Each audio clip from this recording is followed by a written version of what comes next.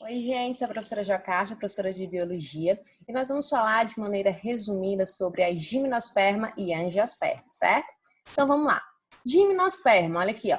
Gimnosperma, né, são aquelas plantas, né, que são caracterizadas por possuir sementes. Então, onde ocorreu o surgimento das sementes, das gimnosperma.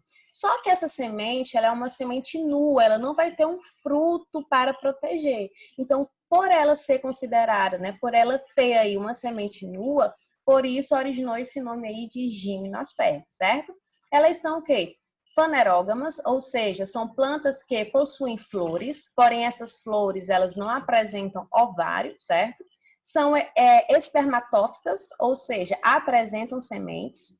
Sifonógamas, aqui é uma característica inovadora, né? Como assim, Jo, inovadora? Nos outros grupos de plantas que nós vimos, no caso briófitas e pteridófitas, essas duas plantas elas precisavam do ambiente aquático, né? Precisavam da água para a reprodução, devido ao gameta masculino ser flagelado. Então, ele necessitava da água para chegar até a osfera. Só que nas gimnosperma não há necessidade mais da água para a reprodução. Certo? Então, quando eu digo que elas não precisam da água para a reprodução, eu digo que esse grupo é sifonógamas, certo? Elas são independentes da água para reprodução. Por quê? Porque surgiu aí o grão de pólen e o tubo polínico, que possibilitou essa conquista, né? Essa independência aí da água para a reprodução. Vegetais de grande porte e vasculares, ou seja, apresentam vasos condutores de seiva, xilema e floema. Esses vasos eles vão estar, no caso, transportando água, sais minerais e compostos orgânicos, certo?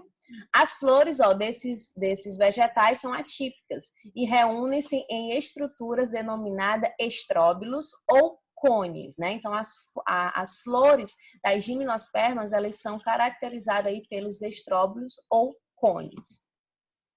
A reprodução, né, desse tipo de planta está relacionada justamente a essas flores, no caso, os estróbilos, que vão ser responsáveis pela formação do gameta masculino e do gameta feminino, certo?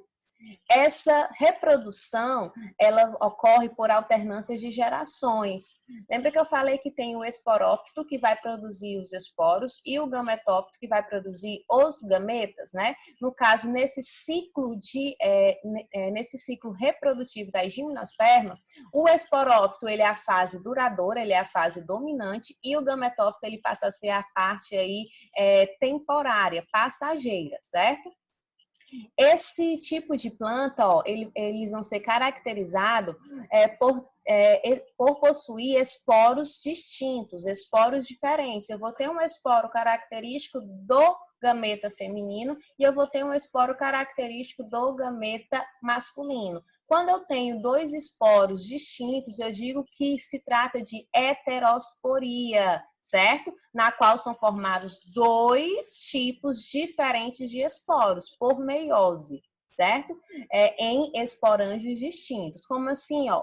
Quando eu falo que a parte feminina, ela vai ser caracterizada o quê? Ó? O megasporângio vai produzir os megásporos, que vai dar origem aos gametas femininos.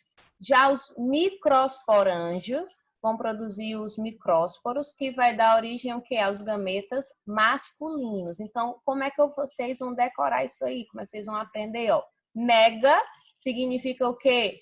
Feminino, tem que ser maior. E micro tem que ser menor. Então, está relacionado aos masculinos, certo? Então, é esse tipo aí de esporos que ocorre aí da gimnosperma. E como seria a reprodução, galerinha? Essa reprodução, ó, ela vai originar como? Por meiose, vai originar aqui, ó, os esporos. Esses esporos vão germinar, dando origem ao gametófito. Esse gametófito vai produzir o quê? Os gametas masculinos e os gametas femininos, certo? Vai ocorrer a reprodução, como o gameta masculino, ele vai fecundar o gameta feminino e vai dar origem ao zigoto. esse zigoto vai se desenvolver em um embrião, esse embrião vai dar origem ao esporófito, que por meiose vai produzir os esporos, reiniciando aí todo o ciclo de vida, certo? Então essas são as características aí gerais, obviamente, do ciclo reprodutivo das gimnospermas, tranquilo? Vamos aqui falar agora das angiospermas, né? Ele vai estar, esse tipo de planta, ele compreende o maior número de plantas atualmente. Então, eu vou ter uma grande quantidade de angiospermas, né? São plantas vasculares, ou seja, apresentam vasos condutores, né? Xilema e floema. São plantas fanerógamas, apresentam flores, certo? E são espermatófitas, possuem sementes também, né? Assim como as gimnospermas. A diferença nesse grupo de plantas vai ser o quê? O surgimento do fruto, certo? Então, o fruto aí surgiu, é uma característica exclusiva das angiospermas. Elas também são independentes da água para fecundação, porque elas apresentam, né, grão de pólen e tubo polínico, que foram características que surgiram no grupo anterior, no caso, as gimnospermas.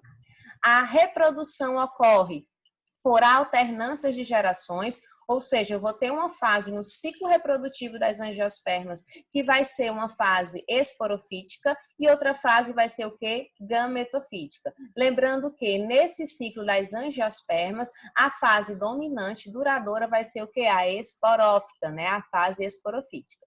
Essa planta vai ter o quê? Raiz, caule, folhas, flores, frutos e sementes, certo? É uma planta aí, são tipos de plantas realmente que vai ter tudo, né? No caso, elas vão compreender a maior diversidade aí de plantas quando a gente fala aí em reino plantário. As flores das angiospermas, elas vão ser as estruturas reprodutivas. Então, você pode ver aqui na imagem, certo? Uma flor. E ela vai ter algumas partes específicas, como assim, ó, pedúnculo, que vai servir para segurar essa haste ao caule, certo? Vai ter aqui as sépalas, que são essas folhinhas verdes, lembrando que o conjunto de sépalas vai dar origem a um cálice, né? No caso, é o nomezinho dado ao conjunto de sépalas. Aí eu vou ter o quê? As pétalas, certo? As pétalas, geralmente, elas são coloridas justamente para atrair os animais polinizadores, né? O conjunto de pétalas vai dar origem ao quê? Ao corola, certo? E nessa flor, no caso ela é uma flor hermafrodita, ela vai conter tanto a parte masculina como a parte feminina. Ó, percebam aqui na imagem. A parte masculina é chamada de androceu e é formada pelos estames.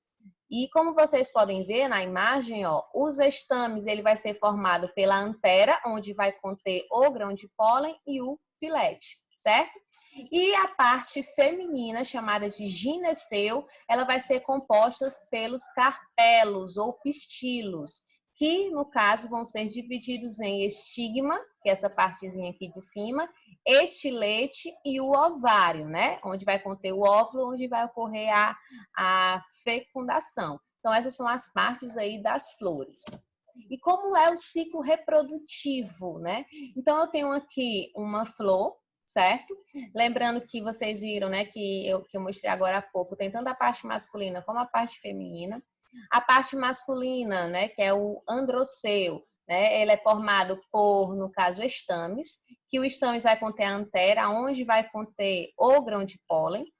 E, no caso, a parte feminina, que é o gineceu, ele vai ser composto aí, ó, principalmente pelos carpelos, e lá dentro vai ter o óvulo. Então, como ocorre essa fecundação? O grão de pólen, ó, percebam aqui na imagem, ele vai, no caso, se aderir ao estigma, vai desenvolver um tubo polínico, certo? E esse tubo ele vai fecundar aqui o óvulo. Quando ocorre a fecundação, dá origem a um zigoto, que vai, no caso, se desenvolver, né? E vai dar origem novamente aí a uns frutos. Os frutos vão conter a semente, essa semente vai germinar, vai dar origem a um novo tipo de planta, né? E vai reiniciar todo o ciclo, certo? Então, gente, aqui foi um resumo da gimnosperma e angiosperma, né, de maneira geral, das características desse tipo de planta, certo? Bom, eu espero que vocês tenham entendido, compreendido aí o que foi passado, certo? Qualquer dúvida, vocês podem entrar em contato comigo e que nós vamos estar tirando todas essas dúvidas, certo? Beijo e até a próxima. Tchau, tchau.